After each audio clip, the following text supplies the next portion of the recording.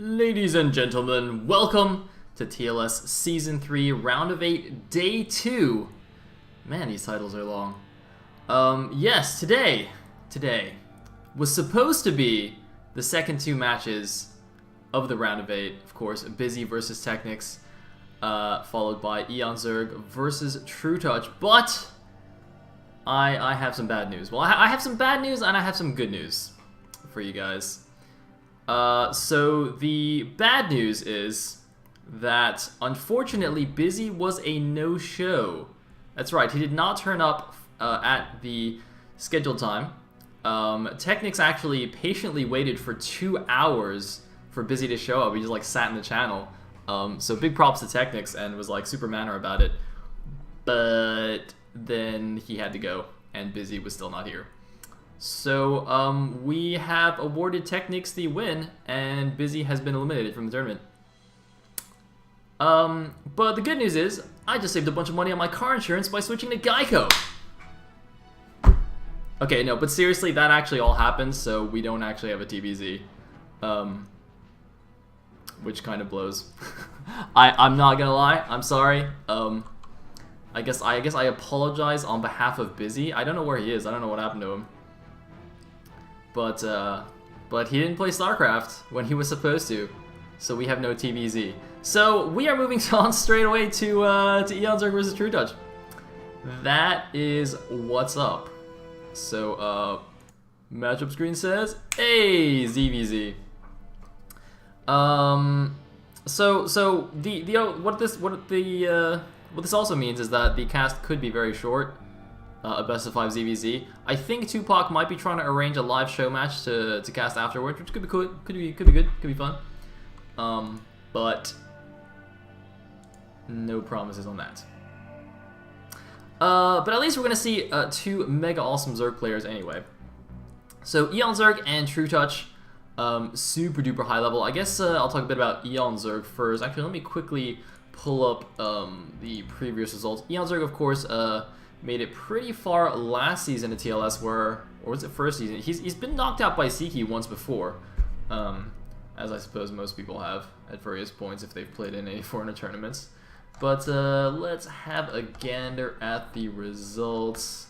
Yeah, oh yeah, of course, that's right. So eOnzErG in Season 1 made it to the semifinals, got 3-1 by Siki, and then played a sick 3rd-4th place match against Skyline, where Skyline reverse 3-2'd him in some pretty amazing games. And then last season, I actually don't remember how far he got. Let's have a little cheat here. Oh, he met Siki in the quarterfinals and got knocked out 3-0. So having a bit of bad luck there. But at least this season, you know, if he can get through trutaCz, he'll be on the other side of the bracket from Siki. And he would only be facing Zergs, actually.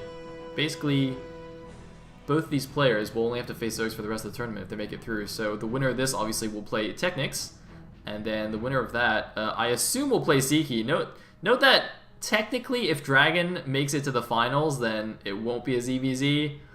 But Z versus Dragon, yeah. I don't really see any foreigner powerhouse beating Siki anyway. So that would be that. Now trutaCz on the other hand, I would say is basically like an S-class foreigner, kind of like eOnzErG. I don't know if S-class foreigner is, if you're allowed to say that, if that's an oxymoron. But he's he's one of the top foreigners around. Didn't actually perform very well in the previous 2 seasons of TLS. As far as I know, didn't make it past the group stages. Let's see, in the first season he made it to the round of 16, where he dropped out in a group with Rams, DeWalt, and Skyline, and then last season I believe was the one where he got knocked out by Bakuryu essentially in the round of 24, which was quite funny. So yeah, not quite performing up to where I imagine his skill level is, but he does perform quite well elsewhere, like in other tournaments and in Gambit's Cup and things. So definitely expecting a high level ZVZ incoming here. It is going to be a best of 5, of course, just like yesterday, same map pool and all that good jazz. And so yeah, excited to see what's going to happen. So let's go into game number 1 then on Destination, eOnzErG versus trutaCz.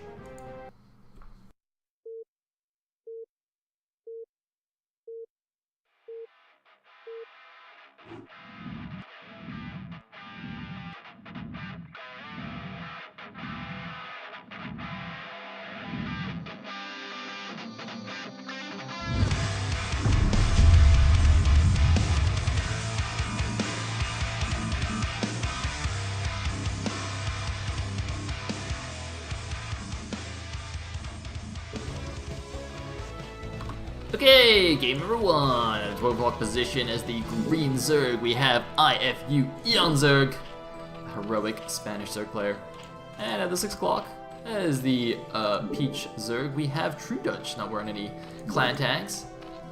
He is one of the many Polish Zerg players. Or did I say Gaulish? Gosu Polish Zerg players. Just like Julia, in fact, a fellow countryman. And, yeah, hopefully he does a little bit better than Julia did yesterday. So, I'm actually quite interested. I'm actually going to pay a bit more attention now. You know, oftentimes I complain about CVC. Not completely unjustified, but I've actually been laddering a little bit of Zerg recently, so I'm going to pay a little bit more attention now, you know, have a good gander at what these players are doing. Immediately, eOnzErG's going for a 9 pull. You can see he hasn't made his Overlord. And in fact, so is trutaCz. Very interesting. eOnzErG does have a couple of extra minerals, I think, over his opponent. You can see his pool is fractionally faster. Let's see, 48, alright, down to 30 minerals, 38 minerals. So, it's got like a couple seconds faster. Now, presumably that's because he's spawned with the minerals on the left. So you can see that does actually make a small difference.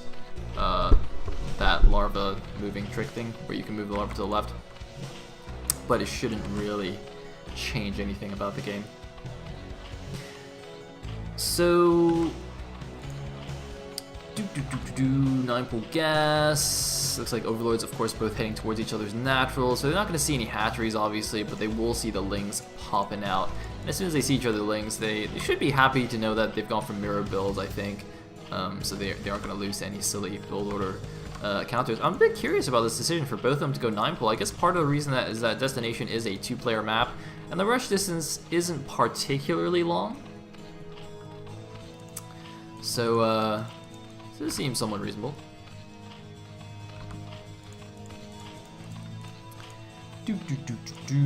And looks like we got Lair first versus Speed first. Oh, very interesting. eOnzErG going for the fast speed. This is quite curious. As well, if you go 9 pool, normally I think you'd go for speed first and try and do something with your Zergling. So the fact that that trutaCz just gone for Lair first is kind of curious to me. But eOnzErG, look at this, doing the sneak. He's hiding his 6 lings, gonna do the runaround. This is gonna be kind of a weird situation though, because trutaCz could end up just running into eOnzErG's base with all his lings. But you know, due to that travel time, eOnzErG will probably have just enough Zerglings to defend it. Oh, he could actually just trap trutaCz's lings right here as soon as he sees them. Oh man, this could be really bad for trutaCz. Here we go. eOnzErG, he's got to pull his lings back though, or else he's going to get busted. And here we go, the lings coming back. So now trutaCz's lings are kind of stuck, but I mean, I guess if he just runs around a little bit and kills some drones, he could be good. But unfortunately for him, ling speed is about to finish for eOnzErG, and trutaCz didn't even get it. So his lings will not have speed, and eOnzErG should be able to chase him down easily. And look at this trutaCz now in a horrible position, losing his initial ling force with basically doing nothing. You can see he's just trying to buy time right now, distract eOnzErG's lings as much as possible, so that he has time to get his sunken up and, you know, not die to the counter attack. Now the thing is, his Spire might not even necessarily be any faster than eOnzErG's because of how much you know, because of the extra links and the sunken he has to build. You can see he has started now, but if eOnzErG starts his straight away, which I think he will, he's got the money saved up, it's not really going to be noticeably faster. It's just a few seconds. I don't really see that making much of a difference. So yeah, trutaCz is not in a happy place right now. Alright. Nice little SimCity, by the way. Here we got the sunken nicely tucked in here. Drones can drill around, and it's like blocked by the pool. This is quite cool, actually. I've never seen the pool quite placed in exactly that spot, I don't think. It seems to make sense. Well, actually, I mean, like normally I think it's maybe a bit higher or something, or it's kind of at an angle. Actually, it seems like semi-standard placement, actually. Now, it looks like eOnzErG is taking advantage of his, you know, momentary map control and ling advantage to get an expansion. He didn't actually go into the main here because I guess he saw with his Overlord that a sunken was being placed, or rather he could have just assumed that it was being placed anyway. He is going in now. Let's see if he can do any damage. He does have a good number of lings. He still has the speed advantage. Looks like getting 1 drone. The sunken is doing what it can, but remember, you know, the sunken, even though it's good against the Zerglings, still takes 2 shots per Zergling, and the Zerglings, there's a lot of lings. They have plenty of time to still snipe down drones. And you can see another drone falling right there. I think it was only 1 drone and not 2. But it looks like eOnzErG has now run out of Zerglings. However, he does have his Mutalisks on the way. We'll probably go and try to do some Overlord hunting. If he can. I don't think either player can be too aggressive with their initial air forces, since they both kind of know that they have their spires up in time. So picking off a nearby Overlord is probably the best you can hope for, although both players did evacuate their Overlords in good time, so probably not even going to lose any. And it looks like trutaCz doing a little bit of a runaround with 3 Lings here, not even going to kill a single drone. It got close, but not quite. And 3 Mutas, interestingly, despite what I was saying, actually coming quite far out here, but you can see they're just going to poke this Overlord a little bit and not engage too heavily. Oh, here we go. Let's see some Muta Micro. Looks like eOnzErG does snipe down the Scourge. However, he did take a couple of free Muta shots, but he does have the defender's advantage here. You can see the shorter reinforcement route, so he should be okay here. Yeah, trutaCz, I think, committing in a pretty bad position, and now he's just gonna forfeit the last of his Mutas here. Meanwhile, a counterattack of Zerglings by eOnzErG. It doesn't really matter, there's a summon there. He's not microing them to target down drones, but that's not relevant here because you can see sniping down the last of the, oh no, of the Muta. It looks like a bad rally point or something. A reinforced Muta is now just gonna eat a couple of Scourge. I don't see that guy getting away unless one of these Scourge like counter suicides to try and save him. Either way, trutaCz is in a very, very bad position right now. Is he 10 supply behind? He is actually 10 supply behind. So here we go. eOnzErG going for the killing blow here. Oh man, looks like landing his Scourge, taking down the Muta, and GG from trutaCz. eOnzErG takes game number 1. So mirror builds there, but eOnzErG doing the little bit of the Zergling sneak in addition to getting speed first gave him a huge advantage there after taking out that initial link force from trutaCz, and it was basically all downhill from there. I mean, that's kind of the way ZVZ goes. You know, the matchup is so volatile, balanced on a knife edge. I mean, your economy is like, you know, less than 10 drones almost the entire game, at least in that kind of situation where you open 9 pools. So, you know, those small things like that basically decide the game. But that's alright. Best of 5 means trutaCz has plenty of opportunities to pull it back still. The next map is going to be a eOnzErG 3-player map, and we'll come back for that game after the break.